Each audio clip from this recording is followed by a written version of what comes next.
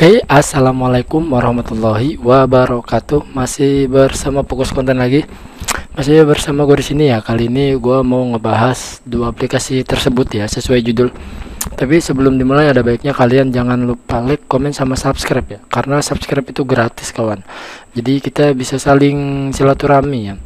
Kalian juga bisa like, komen, sama subscribe lah pokoknya. Sangat penting sekali itu.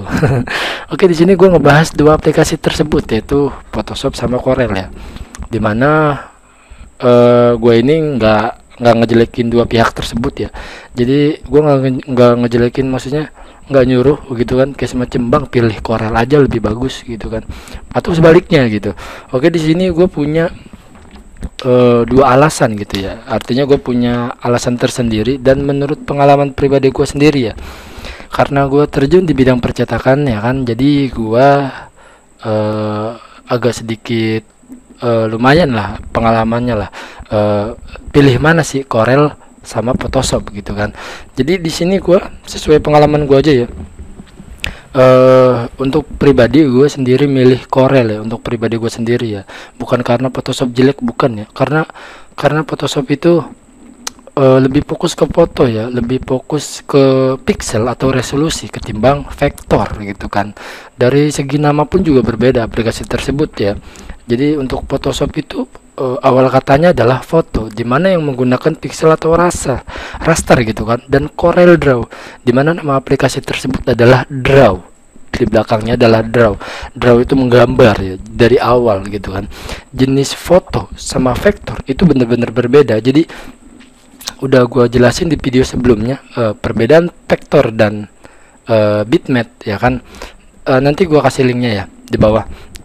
Oke ya kan, yang pertama banget gua adalah terjun di percetakan, yang dimana produk-produk tersebut seperti ID card, seperti brosur, seperti banner, banner, atau produk macam lainnya gitu, itu kebanyakan menurut gue pribadi adalah menggunakan vektor. Tambah lagi gua waktu berjalan seiring waktu, gua nyetak banner kah di tempat orang lain, gua nyetak offset kah, undangan, gua nyetak brosur kah, kalender kah, itu kebanyakan desain-desain dari percetakan itu menggunakan Corel Draw ya kan. Dan gua nggak tahu kenapa di kota percetakan itu ya kan pada banyak menggunakan Corel Draw, walaupun ada sebagian yang menggunakan Photoshop ya kan. Gua nggak tahu itu Photoshop itu emang karena dia mahir dalam dua bidang atau semacamnya lah. Nah, untuk Photoshop adalah kebanyakan orang gue lihat seperti temen gue sendiri menggunakan Photoshop gitu kan. Dia itu tukang fotografi gitu, dia itu tukang foto-foto wisuda atau foto-foto pernikahan yang emang fokusnya ke background atau ke efek gitu, efek foto ya kan. Penempatan tersebut juga pas gitu karena sama profesi dia. Jadi di sini gua nggak ngejelekin dua aplikasi tersebut gitu. Oke, di sini gua cuma sesuai penempatan kalian pilih mana itu sesuai kondisi kalian. Oke, karena gue di bidang percetakan ya, akhirnya gue milih Corel. Bisa juga sih Photoshop, tapi lebih unggul di Corel kalau menurut gue. Dan ketika ada tukang fotografi gitu yang sukanya edit foto ya kan, seperti tukang foto lah pokoknya, nah itu lebih fokus ke Photoshop gitu. Artinya lebih fokus, lebih mahir ke Photoshop aplikasi tersebut ketimbang Corel yang emang jenis berbasisnya vektor ya kan. Nah, dia ini unggul gitu, tidak bisa nyaingin Corel ya kan.